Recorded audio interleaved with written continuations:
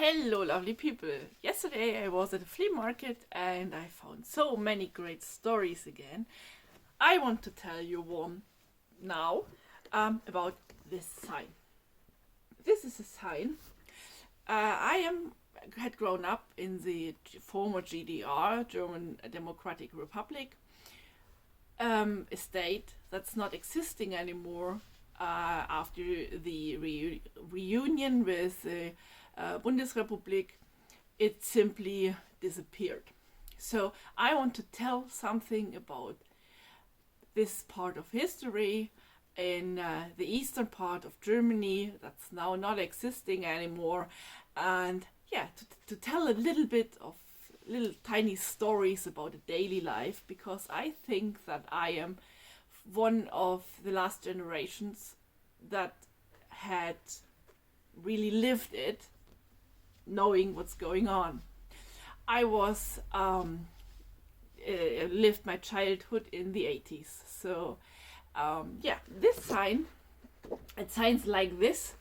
It's a small plastic sign. It's nothing very fancy, but these hung everywhere. When I was a child, they were everywhere.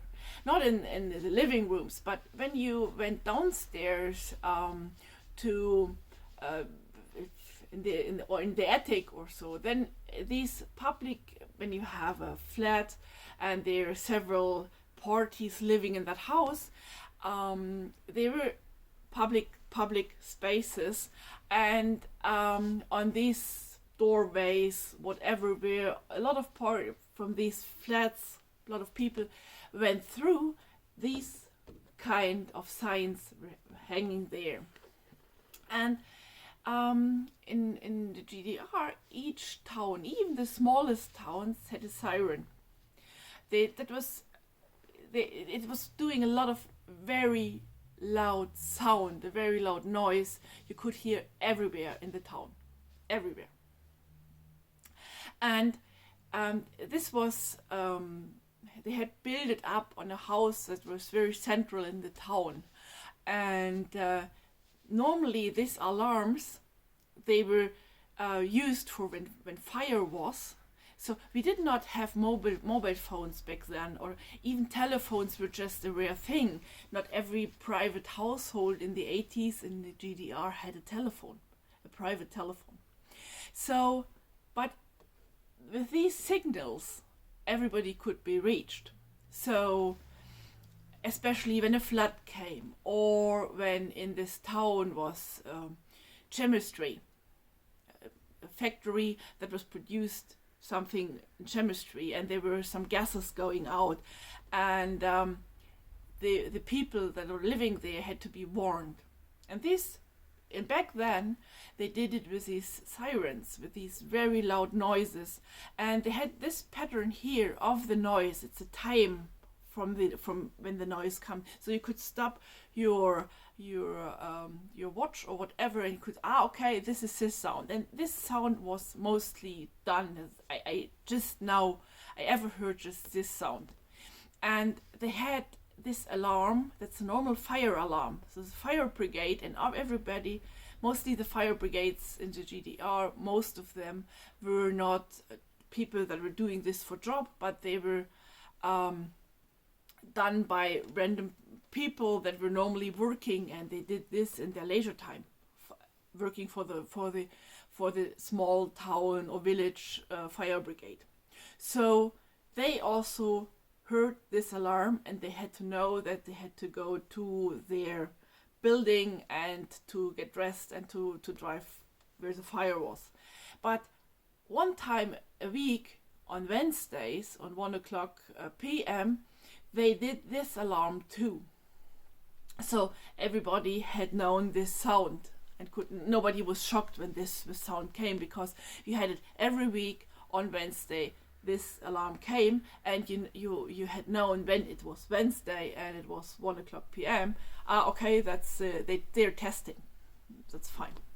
Then you don't have to do anything. But when this sound came in another, like here in another variation, or even on another time, then during the week, then you had to look at your TV and or at your radio where something came.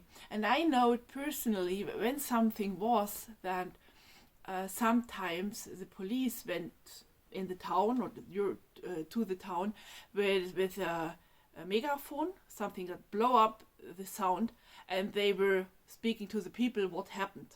Maybe there was a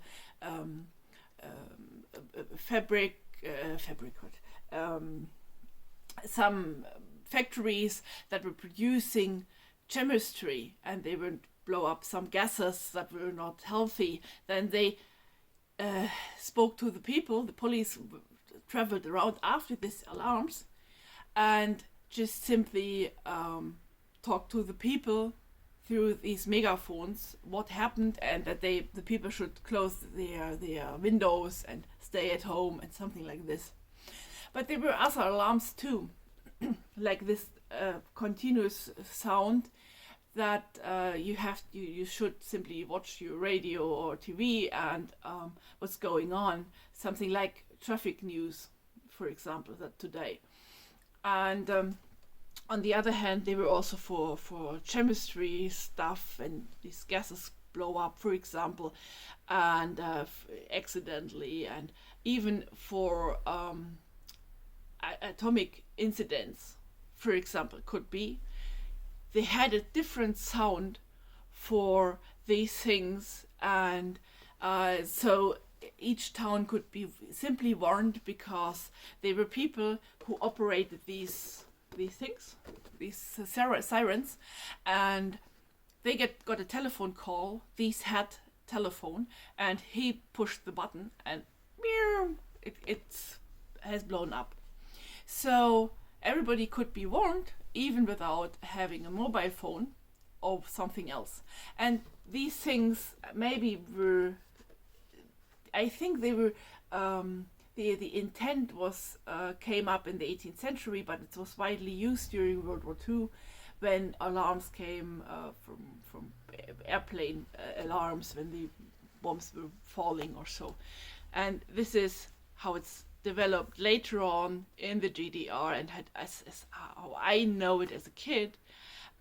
This went lost now, and a lot of these sirens were simply built down after the reunion. There are some still existing and still operating today, but most of them were simply broken down, and this is a sign that's from a time long ago, from a different system, a different state, but the same place.